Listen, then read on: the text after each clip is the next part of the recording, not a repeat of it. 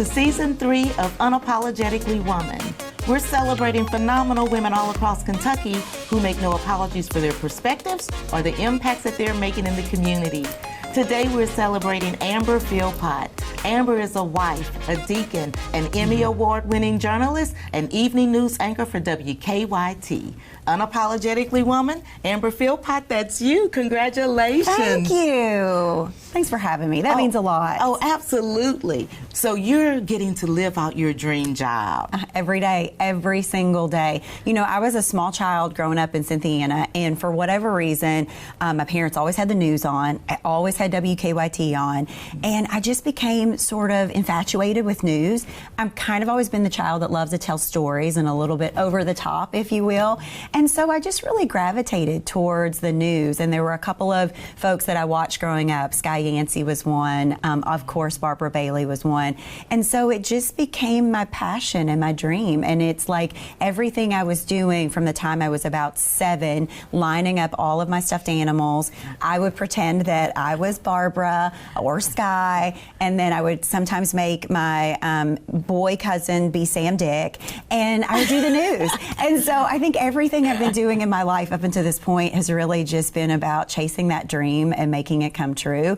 And sometimes even at the age of almost 43, it's bizarre that it is true. Like, it came true. I'm one of those stories, and I'm so proud of it. Well, and you should be. And so your dad, your parents, they have been, you know, really instrumental in your life. Oh, 100%. We are like the Three Musketeers. I'm an only child. I tell everyone that I am spoiled in a really good way. But my parents were just the driving force behind everything. I actually wear a tattoo on my arm that says, "Be your somebody," because from the time I can remember, my dad would say, "Be somebody."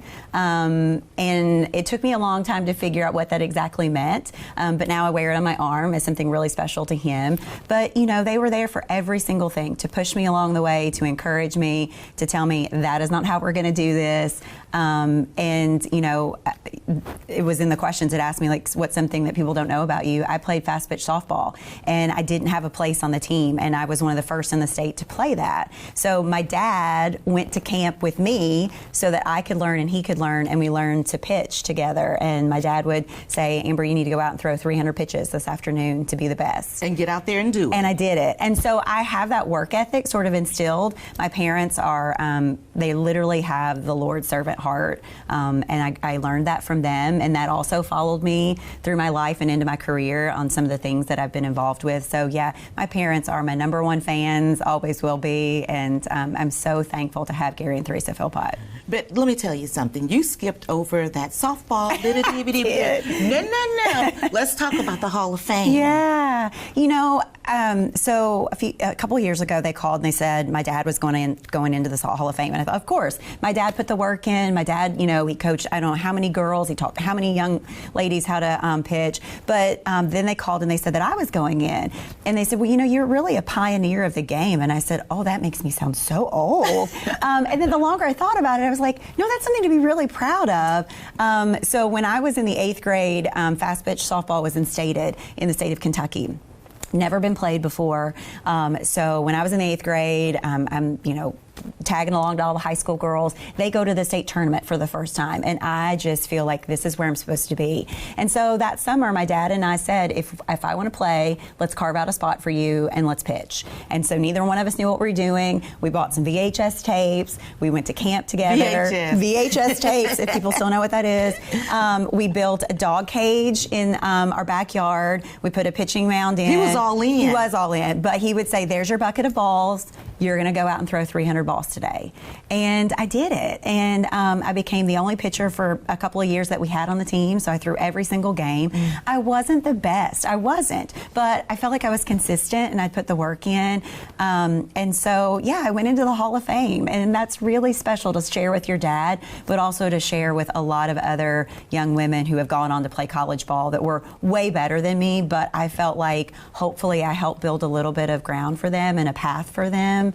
And now I see girls playing at all ages, which is not something I had the opportunity to do. So it's one of those moments where I'm like, that really happened. But again, it was my parents, and they put that drive to say, if you're going to do it, you don't have to be the best, but let's work really hard to make it happen. Well, your parents were also the ones that bought the little stuffed animals and probably bought the karaoke machine. Yes. So you had a microphone. Yes. They just put up with me in general, actually.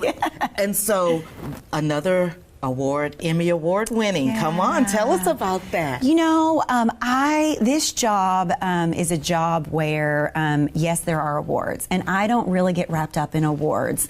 I think they're very subjective, and I think somebody's going to watch your tape and maybe love it, someone's not going to love it, right?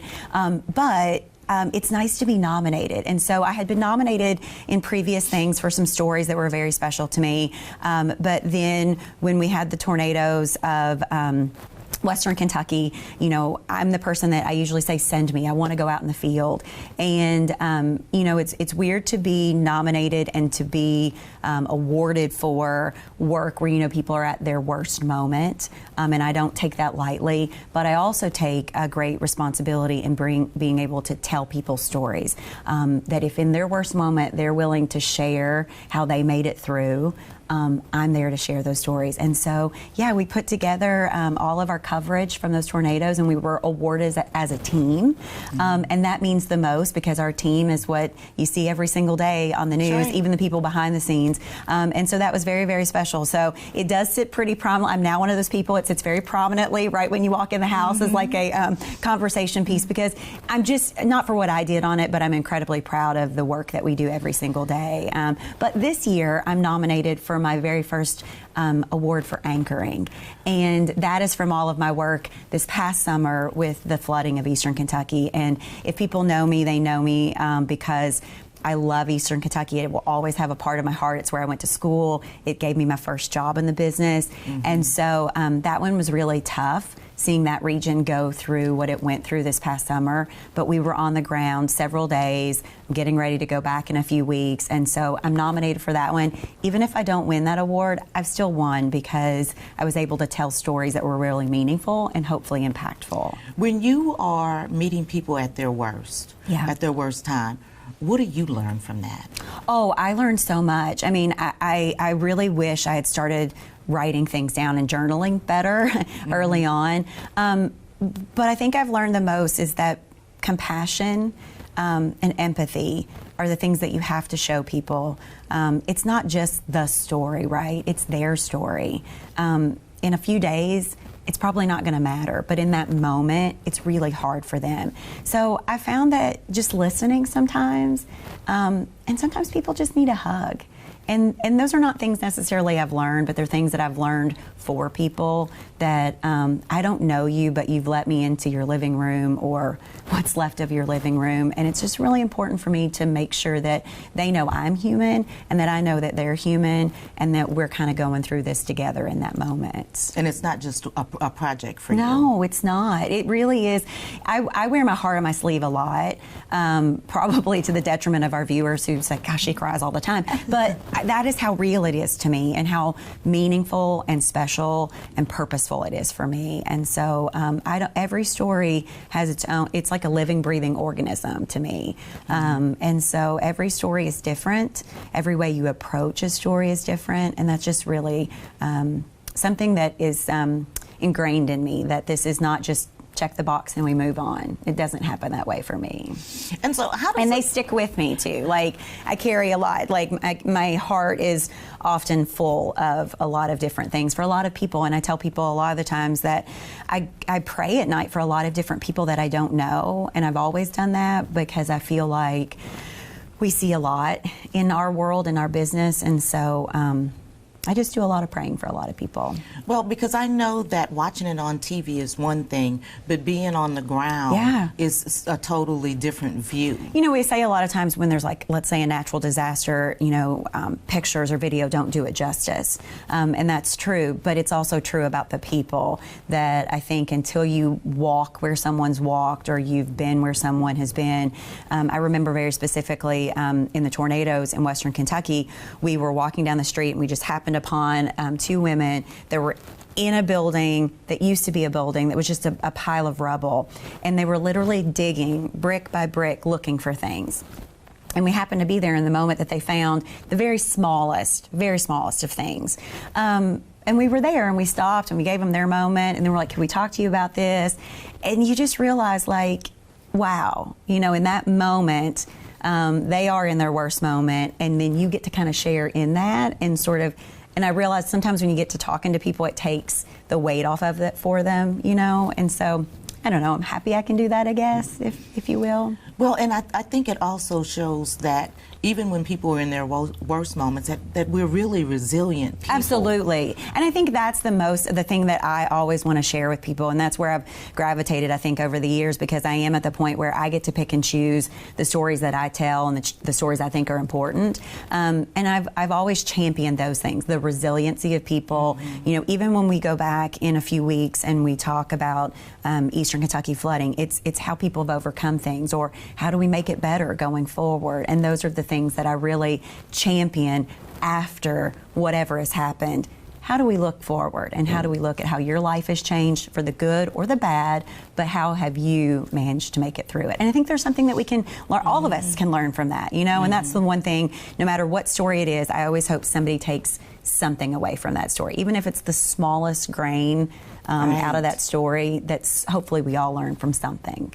So you met your love in Cynthiana. Tell me about him. Yeah, so we met. Were you guys high school sweethearts? No. Not like that? There's an 11-year age difference between us, and so when we first met, it was more of just like, you know, my dad coached him playing Little League, you know, all those things. But skip ahead, when I went to college, you know, I called him up and I said, well, you know, I'm here. So he met me and we went on a date, and then, you know, he'll tell you the story that he thinks, you know, oh, she's the big college girl. You know, I'm working, whatever. And so I actually went on. I was engaged to someone else, had that engagement broken. It was one of the best things that ever happened to me in my life, because it set the stage. Our wedding song was also Bless This Broken Road, and I believe that because a broken road led me to him. And then I thought, you know, where is that Steve Hill? And I knew exactly where he was. I knew where he worked. And so we kind of started communicating, and we bumped into each other in the mall as I was going past the Lancome counter. And we've been. You remember exactly. Yes, and we've been inseparable ever since. And we just celebrated 17 years of marriage. And he truly is my best friend. I have put him through the ringer. He did not know what he was signing up for when he married me in this job, because he really is married to the job too. But he is supportive, never questioned if I get a phone call on a Saturday morning that says, pack your bags, you're going to Western Kentucky for I don't know how long. He just says, go do what you do. Go and be great. Be great at it, yeah. You've got to have He tells me that all the time. support. Absolutely, yeah. And this job is not easy. It's mentally draining. It's not physically draining necessarily. It is for the brain. And so I really, and he is what evens me out. I am super high strung, 0 to 60 really quick. And Stephen Hill is just as patient as they can be, and just really the best human. And so when you're not out being great, you calm yourself down by reading. I do. I'm a bookworm. I got that from my parents. I was just with my mom and dad this weekend, and they're both, like, it's funny, we were all sitting outside and we're all just reading. But yeah, I think books take us all kinds of places. Yes. They take our mind off of things.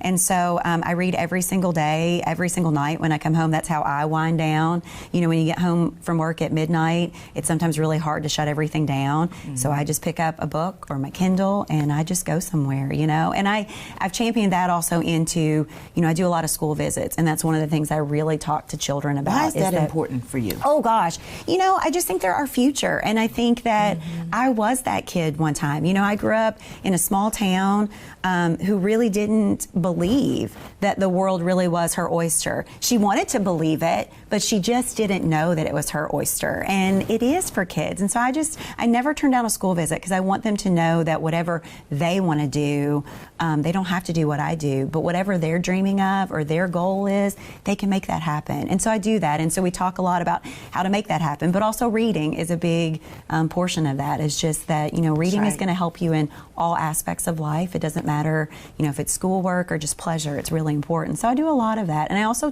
do a lot of talking about writing your dreams and goals down, and, you know, and putting those down on paper, because that's real, you know, that makes it more real to you. So, but yes, I do a lot of events. I'm trying to scale back a bit, but school visits are one thing I never turn down. One of the things that you're going to continue Super to important. do. Yeah. So kids say the darndest things. What's the funniest question? Oh gosh, I you know, it's funny. You just get a lot. You know, I tell people little kids, you never know what they're going to say to you. You sure know, don't. Older kids, you're not sure if they even care if you're there. So it's, you know, so I get a lot of, you know, I have a cat. Do you have a cat? That then leads us down a whole story about cats. You know, I get a lot of questions about how much I make, and so then I turn it around and I say, how much do you think I make? And so that's amazing. They have me at like billionaire status now. You know? Wow! So, Yes.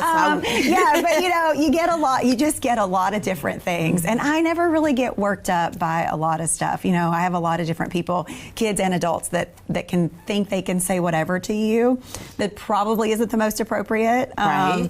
But I'm just here to say, I let it roll off. You have to. Yeah. Okay, so we could sit here and chat all day, but I'm going to give it to you to close us out. Okay. For young girls or young women that are looking for you for advice, what would you tell them? I think one of them is what I wear on my arm, is to be your somebody. You know, everybody wants us to be some version. Everybody has an idea of what version you're supposed to be. And I think that one of the things I've learned over the age of 40 is to find out who you are and be that person and be the best version of yourself. That's one of the things. The other is just to dream really big. Even if you think it is completely unattainable, dream it and do it, and find the things that will head you down that path. Like I said, from the time I was 7, it seems like everything in my life has been pushing me that way. And I think if you really set your mind to it, life will push you in the right direction, and to be open to it, and also to enjoy every single moment. You know, a lot of times it's getting through your teenage years, or it's getting through your 20s, or getting through your 30s, and I think you should just enjoy every single moment that life gives us as you're going on that path. Doesn't mean it's always going to be easy. Lord knows, I know it's not always easy, and that's okay too. And we talk a lot about that with the kiddos, that you might have humps and bumps, and you just get over them, and it's how you get over them and how you look at it that is most important, that helps you become the person that you are. Wow. Thank you so much, and congratulations. Thank you. I'm very proud to have this title and to be here, so thank you. Thank you. You guys continue to watch as we celebrate other phenomenal women just like Amber, who are making changes and strides in Kentucky. We'll talk to you soon.